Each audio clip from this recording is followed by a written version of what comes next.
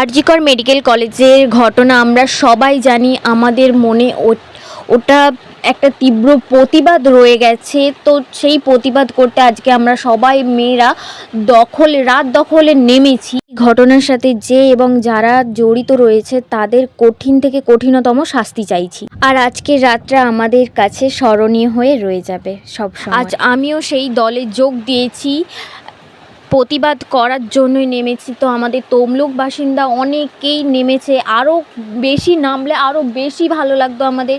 তো সেই তীব্র প্রতিবাদ করার জন্যই তো নেমেছি। চলো তোমাদের সাথে পুরোটা শেয়ার করি। আর এটা তমলুক মেডিকেল কলেজ হাসপাতাল মোড়, ওখান থেকে শুরু করে আমাদের স্টিমার ঘাট পর্যন্ত র্যালিটা বেরিয়েছিল। চলো তোমরা পুরোটা দেখো এবং তোমাদেরকেও অনুরোধ করছি তোমরাও দলে দলে যোগ দাও। আর যেখানে আমাদের দেশ স্বাধীন সেখানে আমরা কেন স্বাধীন নই? এবং সব জায়গায় বেড়ালে আমাদের ভয়ে কেন থাকতে হয়? আমার নাম তোমার নাম, আমার নাম We want justice. We want justice. We want justice. We want justice. স্বাধীনতার প্রাক্কালে রাজদখলের মিছিলে শামিল হন।